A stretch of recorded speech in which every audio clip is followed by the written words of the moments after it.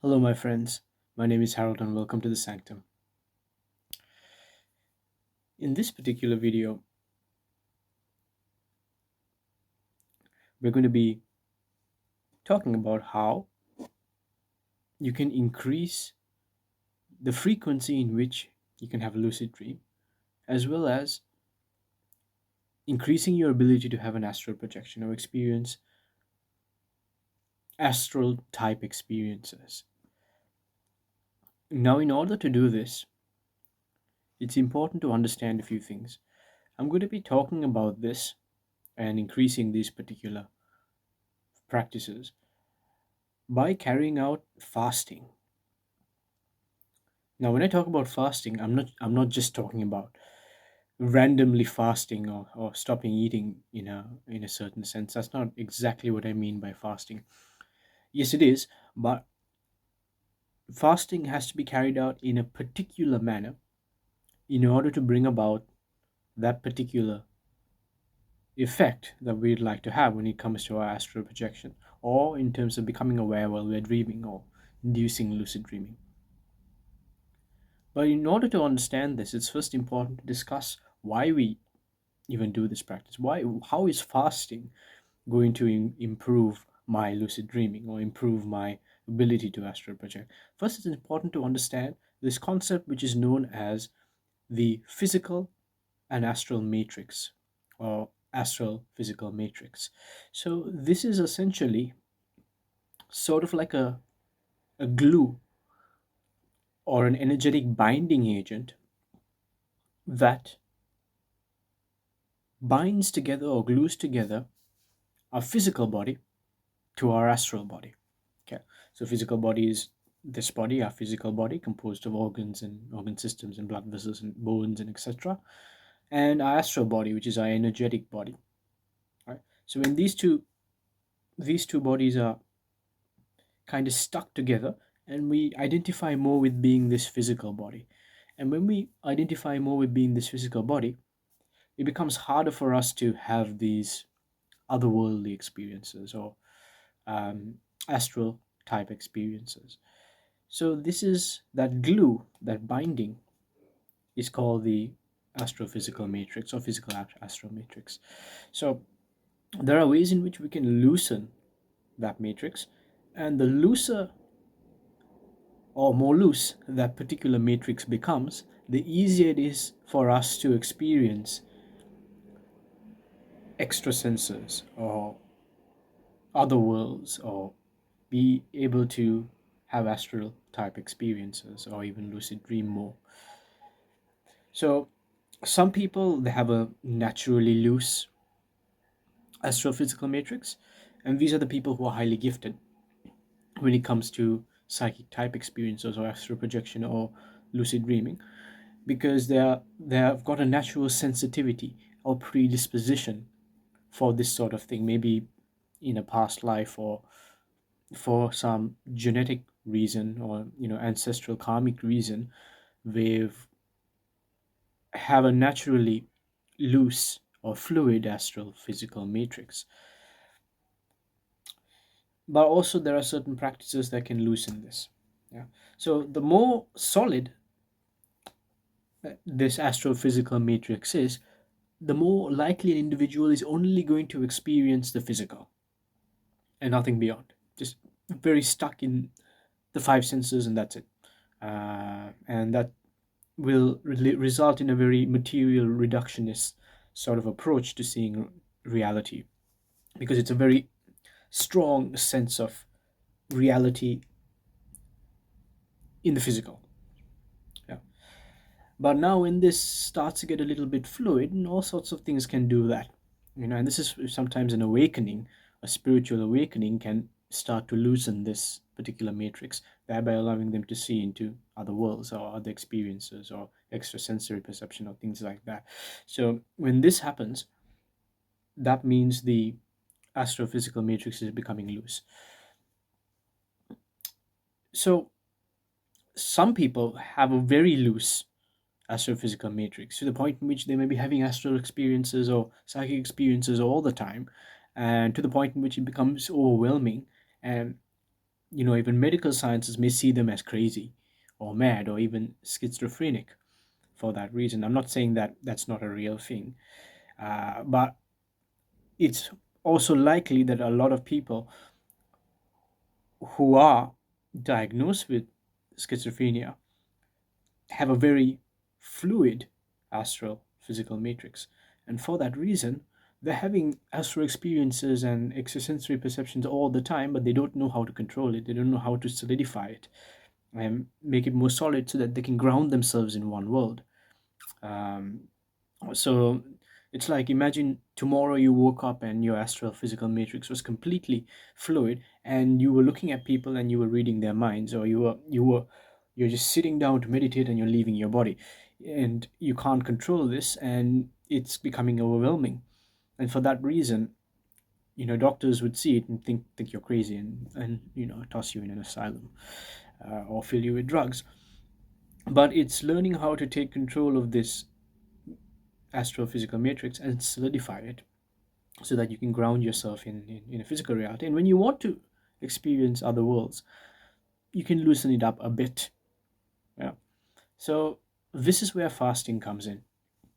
So you don't have to worry. Fasting is not going to completely disintegrate or make fluid your astrophysical matrix. Because usually, if you're the kind of person who's very grounded in the physical, doing fasting will begin to loosen up that process. And for that reason, the practice of fasting will begin to make it a little bit more loose, this astral body, so that the astral body can begin to be a little bit more mobile. So, how the fasting must be done isn't that you just stop eating for a certain number of days and this is going to happen. It's not necessarily done like that. That's not necessarily going to do it. It has to be done in a certain way, right? So it's important to realize, and I've spoken about this in another video, or maybe it was in my Patreon channel. But anyway, the the planets and the planetary energies are very strongly also linked to our body and our bodies. So the moon and the energies of the moon, that lunar energy, is linked with our astral double or astral body, and that particular planetary body has the ability to loosen the grip of our astral and physical double or astral physical matrix. So, in order to do this, we need to understand that all the planets are influencing us, including the moon, right? And we want to use the moon's cycle and link it to our own cycle in a certain way and allow it to loosen our astral and physical matrix. Okay, now I know that sounds strange, but this is an actual practice, right? So, and this is how it's done. So, it must be done on a new moon, right? Because we know the moon has different cycles. First, there's a dark moon, or what we call the new moon, and then it begins to wax or grow in light, and then it becomes the full moon, and then it becomes to wane. Then it begins to wane and goes back to the new moon. On the day of the new moon, wherever you are in the world, you want to use a particular online calculator where you can find exactly at what time the new moon begins in the month. All right, there'll be at least one new moon every month. Some in rare cases two, but you find out when that new moon is. And you can easily find that out. I use timeanddate.com in order to do so, and specifically at that point in which the new moon begins, you start your fast, right? With the intention, simply the intention. You can even ask the moon if you want to begin to loosen your energy body, right? To begin to loosen up that astral physical double. Yeah. So you set that intention and you begin to fast on nothing but water for 24 hours, right? Only for 24 hours, on nothing but water. Not a single thing else should be consumed. Not a piece of bread, not a piece of toast, no honey, nothing but water. And of course, ensure that you are healthy enough to do so. If you got a certain medical condition, or you have to take some form of medication, it's important you consult a doctor first before doing this sort of thing. It's not for everybody, it's for those who can do it. Um, and this can have various benefits. Not only will it improve your productivity, because think about it, digestion is that process in the body that takes the most amount of energy. This is why after you eat a meal, you just feel really tired and you want to go to sleep, because all the energy is going straight to your gut to begin to process and digest that food you've eaten. When you've stopped eating for a while, you'll notice that you'll have so much energy. People think they're going to like feel faint or going to feel tired. That's not true. The only way you'll find out is by trying. But usually, when I carry out these practices, I'm bursting with energy and I'm doing things because you have extra energy, right? And all that energy is going to go to the rest of your body, right? But it's also going to go into your mind and it's going to be balanced throughout your physical and energy body. And with the link with the moon is going to start in 24 hours, beginning to loosen up that body. Right? It's really hard to explain, but it's going to begin to slowly loosen up, almost like taking a gentle spatula in between. Imagine there are two bodies, your astral body and your physical body, and the moon is almost going to kind of do that and separate very slowly those bodies a bit more, just making it a bit more loose. And every time you do that once a month, it's going to become more and more, right? And usually, whenever I've done these sorts of things on new moons, I used to have all sorts of astral experiences almost every time.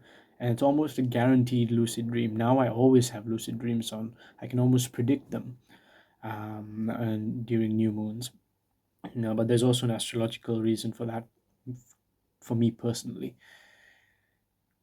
But this is how it's done. And you can do that. And the more you do it, the more fluid your physical astral matrix is going to become. Yeah? And for that reason, it's going to be easier to have astral projections using some of the other techniques I've talked about on my channel. And it's going to be way easier to have lucid dreaming experiences because then in a very strong sense they're very similar. But also the moon governs this aspect of astral projection and governs lucid dreaming and dreams in general. So when you're working with the moon in this way, you are developing a relationship with those energies, and those energies will help you in your life in this particular realm. I'll talk a lot about planetary energies and working with them later. I've already started talking about them in on my channel, but I will talk about them in more depth as well. So I hope that makes sense. And thank you. Take care, and I hope to see you soon.